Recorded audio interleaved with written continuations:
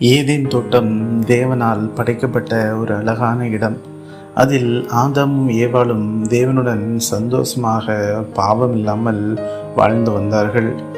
தேவன் அவர்களுக்கு ஒரு கட்டளை மட்டும் கூறியிருந்தார். இந்த தோட்டத்தில் உள்ள எல்லா கனிகளையும் நீங்கள் உண்ணலாம், ஆனால் தோட்டத்தின் நடுவே இருக்கும் நன்மை தீமை மரத்தின் கனியை மட்டும் நீங்கள் உண்ணக்கூடாது என்று கூறியிருந்தார்.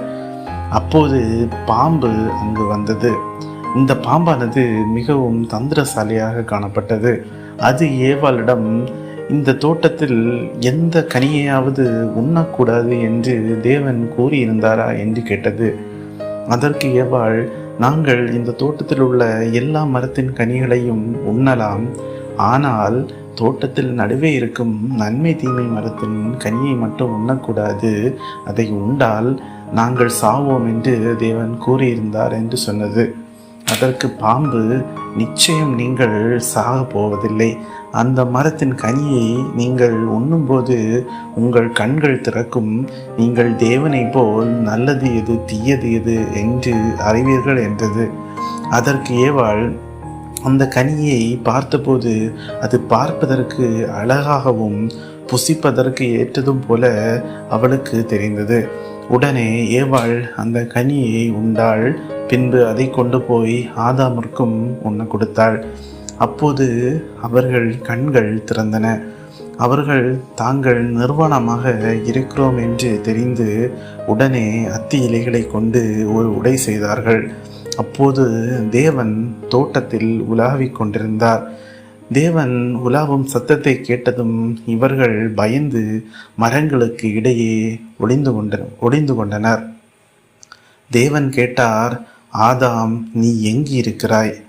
ஆதாம் அதற்கு, நான் நிர்வாணமாக இருக்கிறேன், அதனால் நான் பயந்து மறைந்து இருக்கிறேன் என்றான். தேவன் உடனே, நீ நிர்வாணமாக இருப்பதை எப்படி அறிந்தாய் என்று கேட்டார். நான் தின்னக்கூடாது என்று சொன்ன மரத்தின் கனியை நீ உண்டாயோ என்று கூறினார். அதற்கு ஆதாம், நீ கொடுத்த மனைவி எனக்கு கொடுத்தால் நானும் அதை வாங்கி உண்டேன் என்றது. அப்போது ஆண்டவர் ஏவாளிடம் கேட்டார். ஏவாள் அதற்கு, பாம்பு என்னை ஏமாற்றியது என்று கூறினாள். உடனே ஆண்டவர், இவ்வாறு அவர்கள் ஒருவரை ஒருவர் குற்றம் சொன்னார்கள்.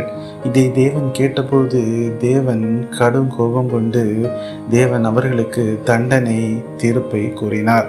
தேவன் பாம்பை, நீ சபிக்கப்பட்டாய், இதன் நிமித்தம் நீ மண்ணை தின்பாய், உன்னுடைய சந்ததிக்கும் ஸ்திரீயின் சந்ததிக்கும் நான் பகையை உண்டாக்குவேன், அவள் உன் தலையை நசுக்குவாள், நீ குதிகாலை காயப்படுத்துவாய்.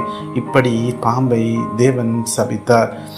தேவன் ஏவாளிடம், நீ குழந்தை பெறும் வேதனையை நான் அதிகப்படுத்துவேன், உன் வேட்கை கணவன் மீது இருக்கும் என்று கூறினார்.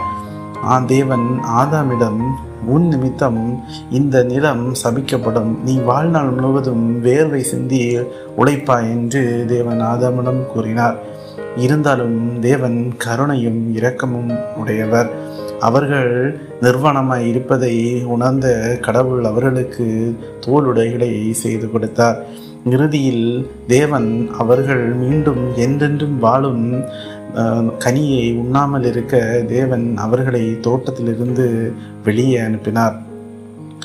அன்பந்த தெய்வ பிள்ளைகளே, இந்த சாப்டரில் இருந்து நாம் தெரிந்து கொள்ளும் பாடம் என்னவென்றால், பாவம் எப்போதும் நம்மளை சூழ்ந்து கொண்டு ஏமாற்ற வழி தேடி கொண்டிருக்கும். பாவம் எவ்வகையில் நம்மை தேடி வந்தாலும் அதை நாம் அடையாளம் கண்டு அதை நாம் விட்டு விலகி ஓட வேண்டும். தேவன் எப்போதும் நம்மை தேடி வருபவராக இருக்கிறார். ஆனால் நாம் அவரை கண்டு ஒளிந்து பாவம் செய்து அவருடைய பார்வையிலிருந்து அகன்று விடுகிறோம். நாம் உண்மையிலேயே தேவனிடம் எவ்வளவு அதிகமாக ஈடுபடுகிறோமோ அவ்வளவுக்கு அதிகமாக நாம் பாவத்திலிருந்து வெளியேறி விடுவோம். அன்புள்ள நண்பர்களே, தேவனின் வார்த்தையில் நடந்து அவரை நம்புவோம். இந்த மெசேஜ் உங்களுக்கு பயனுள்ளதாக இருந்தால் லைக், ஷேர், சப்ஸ்கிரைப் செய்ய மறந்து விடாதீர்கள். தேவன் உங்களை ஆசீர்வதிப்பாராக.